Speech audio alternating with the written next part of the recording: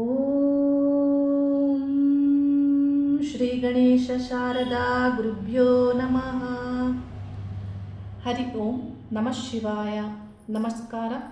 ನಾನು ಶ್ರೀಮತಿ ಸುಗುಣ, ಜ್ಯೋತಿಷ್ಯ ವಿದ್ವಾನ್ ಆಚಾರ್ಯ. ಕುಂಭರಾಶಿಯವರಿಗೆ 2025 ಮಾರ್ಚ್ ಮಾಸದಲ್ಲಿ ಶನಿಗ್ರಹವು ಬದಲಾವಣೆ ಆಗ್ತಾ ಇರೋದ್ರಿಂದ ನೀವು ಯಾವ ರೀತಿ ಸಿದ್ಧರಾಗಬೇಕು, ಯಾವ ತಯಾರಿಯನ್ನು ಮಾಡಿಕೊಳ್ಬೇಕು, ಮೆಂಟಲಿ ನೀವು ಹೇಗೆ ಪ್ರಿಪೇರ್ ಆಗಬೇಕು ಅನ್ನುವಂತಹ ವಿಷಯಗಳ ಬಗ್ಗೆ ಮತ್ತು ಮೀನರಾಶಿಯಲ್ಲಿ ಸಂಚರಿಸುವಂತಹ ಆ 2.5 ವರ್ಷಗಳ ಕಾಲ ಯಾವ ಫಲಗಳನ್ನು ನೀವು ಪಡೆದುಕೊಳ್ತೀರಾ ಅನ್ನುವಂತಹ ಕೆಲವು ವಿಷಯಗಳನ್ನು ನಾನು ತಿಳಿಸ್ತಾ ಇದ್ದೀನಿ. ಕುಂಭರಾಶಿಯಲ್ಲಿ ಈಗ ಶನಿಗ್ರಹವು ಸಂಚರಿಸ್ತಾ ಇದ್ದು 2025 ಮಾರ್ಚ್ 29ನೇ ದಿನಾಂಕ ಶನಿಗ್ರಹವು ಕುಂಭರಾಶಿಯಿಂದ ಮೀನರಾಶಿಗೆ ಪ್ರವೇಶ ಆಗಿ ಅಲ್ಲಿ ರಾಹುಗ್ರಹದ ಸಂಚಾರವು ಆಗ್ತಾ ಇರೋದ್ರಿಂದ ಮತ್ತು ಅಂದು ಅಮಾವಾಸ್ಯೆಯು ಆಗಿರೋದ್ರಿಂದ ಸೂರ್ಯ ಚಂದ್ರಗ್ರಹಗಳು ಮತ್ತು ಬುಧ ಶುಕ್ರಗ್ರಹಗಳು ಅಲ್ಲಿ ಸಂಚರಿಸುವ ಆ ಕಾಲದಲ್ಲಿ ಶನಿಗ್ರಹವು ಅಲ್ಲಿ ಪ್ರವೇಶ ಆಗ್ತಾರೆ. ಆ ಪ್ರವೇಶ ಆಗುವಂತಹ ಆ ಒಂದು ಕಾಲದಲ್ಲಿ ನಿಮಗೆ ಅಲ್ಲಿ ಸಂಚರಿಸುವ ಆ ಕಾಲಾವಧಿಯಲ್ಲಿ ಯಾವ ಫಲಗಳು ಸಿಗಲಿವೆ, ನೀವು ಸಿದ್ಧರಾಗಬೇಕು, ಮಾನಸಿಕವಾಗಿ ತಯಾರಿ ಆಗಬೇಕು. ಈ ಹಿಂದೆ ನೀವು ಏನು ಕಳೆದುಕೊಂಡಿದ್ರಿ, ಯಾವ ವಿಷಯಗಳಲ್ಲಿ ನಿರಾಸೆ ದುಃಖ ಆಗಿದೆ ಮತ್ತು ಯಾವ ಸಮಸ್ಯೆಗಳನ್ನು ಎದುರಿಸ್ತೀರ, ಜೀವನದಲ್ಲಿ ಏನು ನಿಮಗೆ ಅಗತ್ಯವಿರುತ್ತೆ ಅವುಗಳನ್ನು ನೀವು ವಿಭಿನ್ನ ರೀತಿಯಲ್ಲಿ ಪಡೆದುಕೊಳ್ಳಲು ನೀವು ಬೇರೊಂದು ಮಾರ್ಗದಿಂದ ಚೇತರಿಸಿಕೊಳ್ಳಲು ಪ್ರಯತ್ನವನ್ನು ನೀವು ಪಡಲೇಬೇಕಾಗತ್ತೆ. ಏಕೆಂದರೆ ಜೀವನಕ್ಕೆ ನಮಗೆ ಬೇಕಾದುದು ಬೇಕಾಗಿರುತ್ತೆ. ಈಗಾಗಲೇ ಶನಿ ಗ್ರಹವು ನಿಮ್ಮ ಕುಂಭರಾಶಿಯಲ್ಲಿ ಸಂಚರಿಸುವಾಗ ಯೋಗಕಾರಕರ ಬುದ್ಧಿ ಕಾಲವು ನಿಮಗೆ ನಡೀತಾ ಇದ್ದ ಕುಂಭರಾಶಿಯವರಿಗೆ ಅನೇಕ ವಿಷಯಗಳಲ್ಲಿ ಒಳ್ಳೆಯ ಫಲವನ್ನು ನೀಡಿರ್ತಾರೆ. ಶ್ರಮದಿಂದ ಹಾರ್ಡ್ ವರ್ಕ್ ಮಾಡುವವರಿಗೆ, ನ್ಯಾಯ ಧರ್ಮ ಮಾರ್ಗದಲ್ಲಿ ಸಂಪಾದನೆ ಮಾಡುವವರಿಗೆ ಒಳ್ಳೆಯ ಆರಂಭ ಜೀವನದಲ್ಲಿ ಅವರಿಗೆ ಆಗಿರುತ್ತೆ. ಆದರೆ ಕೆಲವು ಸಂಬಂಧಗಳಲ್ಲಿ ಆಗಬಹುದು, ನಿಮ್ಮ ಕುಟುಂಬ ಸಮಸ್ಯೆಗಳಾಗಿರಬಹುದು ಅಥವಾ ಬೇರೆ ಯಾವುದೇ ಒಂದು ಕೆಲಸ ಕಾರ್ಯಗಳಲ್ಲಿಯೂ ದುಃಖ ನಿರಾಸೆಯನ್ನು ನೀವು ನೋಡಿರ್ತೀರ. ಆದರೆ ಈಗ ಅಂಥ ವಿಷಯಗಳಿಂದ ಆರೋಗ್ಯದಿಂದ ಆಗ್ಬೋದು, ಯಾವುದೇ ಅನಾರೋಗ್ಯ ಬಾಧೆ ನಿಮಗೆ ಬಾಧಿಸ್ತಾ ಇದ್ದರೂ ನೀವು ಸುಧಾರಿಸ್ಕೊಳ್ಬೇಕಾಗತ್ತೆ, ಚೇತರಿಸ್ಕೊಳ್ಬೇಕಾಗತ್ತೆ. ಅದಕ್ಕಾಗಿ ನೀವು ಮೆಂಟಲಿ ನೀವು ಸಿದ್ಧರಾಗಬೇಕಾಗುತ್ತೆ. ನೋಡಿ, ಜೀವನದಲ್ಲಿ ನಾವೇನೇ ಕಳೆದುಕೊಂಡರೂ ಮತ್ತೆ ಅದನ್ನು ಬೇರೊಂದು ಮಾರ್ಗದಲ್ಲಿ ನಾವು ಪಡೆದುಕೊಳ್ಬೇಕಾಗುತ್ತೆ. There are many ways to improve yourself ಅನ್ನೋದನ್ನು ನಾನಿಲ್ಲಿ ತಿಳಿಸ್ತಾ ಇದ್ದೀನಿ. ತುಂಬ ದಾರಿಗಳಿರುತ್ತೆ, ಅವುಗಳಲ್ಲಿ ನಿಮ್ಮ ಒಂದು ಜೀವನಕ್ಕೆ ಬೇಕಾಗಿರೋದನ್ನು ನೀವು ಪಡೆದುಕೊಳ್ಳಲು ಪ್ರಯತ್ನಿಸಿ, ಚೇತರಿಸಿಕೊಳ್ಳಿ. ಏಕೆಂದರೆ ಈ ಒಂದು ನಿಮ್ಮ ಜೀವನದಲ್ಲಿ ಶನಿ ನಿಮ್ಮ ಜನ್ಮರಾಶಿಯಲ್ಲಿ ಸಂಚರಿಸುವಾಗ ಮತ್ತು ಸಾಡೆ ಆರಂಭವಾದಂತಹ ಆ ಕಾಲದಲ್ಲಿ ನಿಮಗೆ ಬಹಳಷ್ಟು ಹೋರಾಟದ ಜೀವನವನ್ನು ನೀವು ನೋಡಿರ್ತೀರ. ಏಕಾಂಗಿಯಾಗಿ ಇದ್ದು ಯಾವ ರೀತಿ ನಾವು ನಮ್ಮ ಕೆಲಸ ಕಾರ್ಯಗಳನ್ನು ಮಾಡ್ಕೋಬೇಕು, ಯಾವ ರೀತಿ ಸಕ್ಸಸ್ ಆಗಬೇಕು ಮತ್ತು ಸಂಬಂಧಗಳು ಏನು, ಯಾವಾಗ ಯಾರು ಎಷ್ಟರ ಮಟ್ಟಿಗೆ ಇರ್ತಾರೆ, ಇದೆಲ್ಲವೂ ನಿಮಗೆ ಅರ್ಥ ಆಗಿರುತ್ತೆ. ಒಂದು ರೀತಿಯ ಪಾಠ ಬೋಧನೆ ಅನ್ನೋದು ನಿಮಗಾಗಿರುತ್ತೆ. ಶನಿ ಯಾವಾಗ ನಿಮ್ಮ ಜನ್ಮರಾಶಿಯ ಹಿಂದೆ ಮುಂದೆ ಜನ್ಮರಾಶಿಯಲ್ಲಿ ಸಂಚರಿಸ್ತಾರೆ, ಇಂಡಿವಿಜುವಾಲಿಟಿ ಅನ್ನೋದು ನಿಮಗೆ ಬಂದು ಬಿಡುತ್ತೆ. ಈ ಒಂದು ಕಾಲ ಹೀಗಿದ್ದು ಈಗ ದ್ವಿತೀಯ ಸ್ಥಾನಕ್ಕೆ ಶನಿಗ್ರಹವು ಸಂಚರಿಸ್ತಾ ಇರೋದ್ರಿಂದ ನಿಮಗೆ ಯಾವ ರೀತಿ ಫಲಗಳು ಸಿಗುತ್ತೆ. ದ್ವಿತೀಯ ಸ್ಥಾನವು ವಾಕ್ಸ್ಥಾನ, ಧನಸ್ಥಾನ, ಕುಟುಂಬ ಸ್ಥಾನ. ಮಾತನಾಡುವಾಗ ಯಾರಿಗೂ ನೋವನ್ನು ನೀಡದೆ ನೀವು ಮಾತಾಡಬೇಕಾಗುತ್ತೆ.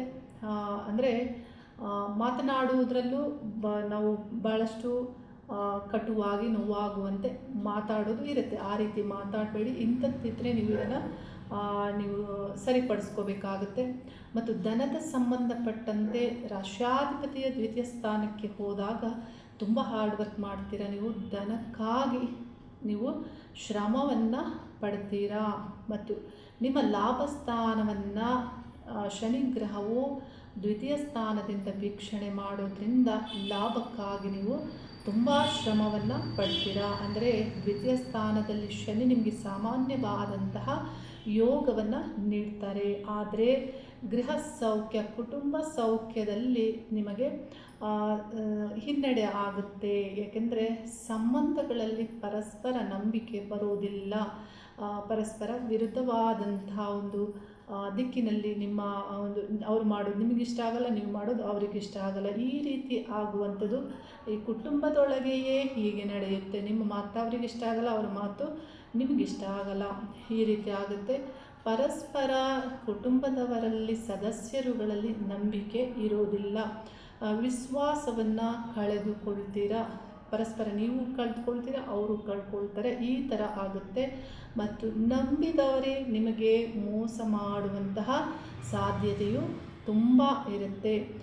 ಹಣದ ಖರ್ಚಿಗಾಗಿಯೂ ತುಂಬ ಕಷ್ಟವನ್ನು ನೀವು ಪಡಬೇಕಾಗುತ್ತೆ.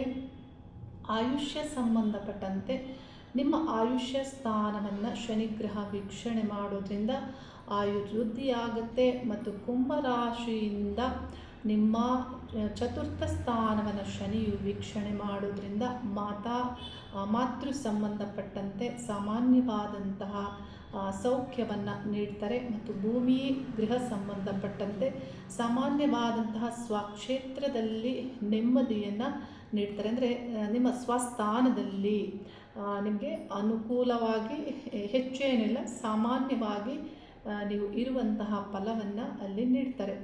ಆದರೆ ಕೆಲವು ವಿಷಯಗಳಲ್ಲಿ ನೀವು ಬದಲಾವಣೆಯನ್ನು ತಂದುಕೊಳ್ಳುವಂತೆ ಆಗುತ್ತೆ. ಏಕೆಂದರೆ ನಿಮ್ಮ ಪಂಚಮ ಸ್ಥಾನಕ್ಕೆ ಗುರುವು 2025 ಮೇ ಮಾಸದಲ್ಲಿ ಅಲ್ಲಿ ಪ್ರವೇಶ ಆಗೋದ್ರಿಂದ ಕೆಲವು ಶುಭ ಆರಂಭಗಳು ಆಗುತ್ತೆ. ಕುಂಭರಾಶಿಯವರಿಗೆ ನೀವು ಚೇತರಿಸಿಕೊಳ್ತೀರಾ, ಬದಲಾವಣೆಯನ್ನು ತಂದುಕೊಳ್ತೀರಾ.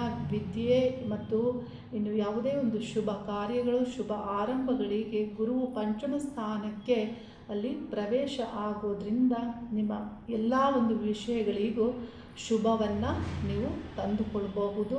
ಅದಕ್ಕಾಗಿ ನಾನು ಮೊದಲೇ ತಿಳಿಸಿದ್ದು, ನೀವೇನು ಕಳೆದುಕೊಂಡಿದ್ರಿ ಅದಕ್ಕಾಗಿ ವಿಭಿನ್ನ ರೀತಿಯಲ್ಲಿ ನೀವು ಪ್ರಯತ್ನಿಸಿ.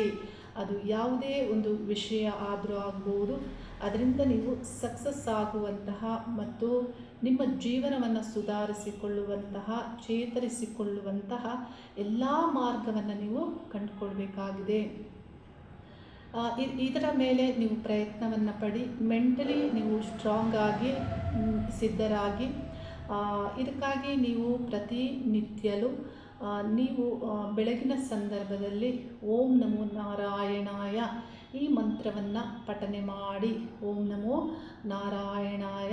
ಸೃಷ್ಟಿಯ ಪಾಲನೆಯನ್ನು ಮಾಡ್ತಾ ಇರುವಂತಹ ಎಲ್ಲ ಆಗು ಹೋಗು ಕೆಲಸ ಕಾರ್ಯಗಳಲ್ಲಿಯೂ ನಿಮ್ಮನ್ನು ಪಾಲಿಸುವವರು ನಾರಾಯಣರೇ ಆಗಿರೋದ್ರಿಂದ ವಿಷ್ಣು ಸಂಬಂಧಪಟ್ಟಂತಹ ವಿಷ್ಣು ಅಷ್ಟೋತ್ತರ ಪಠನೆ ಮಾಡ್ಬೋದು, ಅಥವಾ ನೀವು ವಿಷ್ಣು ಸಹಸ್ರನಾಮ ಈ ರೀತಿ ಪಠಿಸುವುದರಿಂದಲೂ ನಿಮಗೆ ಪಾಸಿಟಿವಿಟಿ ಮತ್ತು ಮೆಂಟಲಿ ನೀವು ಸ್ಟ್ರಾಂಗ್ ಆಗ್ತೀರಾ.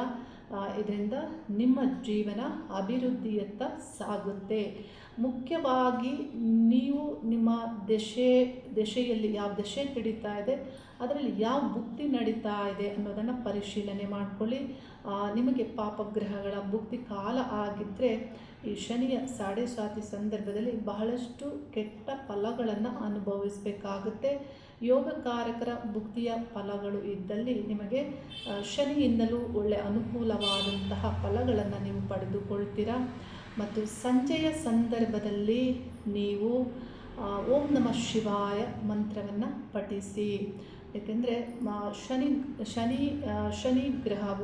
ಶನಿ ಗ್ರಹದ ಅಭಿಮಾನ ದೇವತೆ ಆಗಿರುವಂತಹ ತ್ರಿಮೂರ್ತಿಗಳಲ್ಲಿ ಶನಿಯು ಶಿವನ ಉಪಾಸನೆಯನ್ನು ಮಾಡ್ತಾರೆ ಅನ್ನೋದನ್ನು ನಾವು ಈ ಒಂದು ಹಿನ್ನೆಲೆಗಳಲ್ಲಿ ನಾವು ತಿಳಿಬೋದು, ಗ್ರಹದ ಹಿನ್ನೆಲೆಗಳಲ್ಲಿ.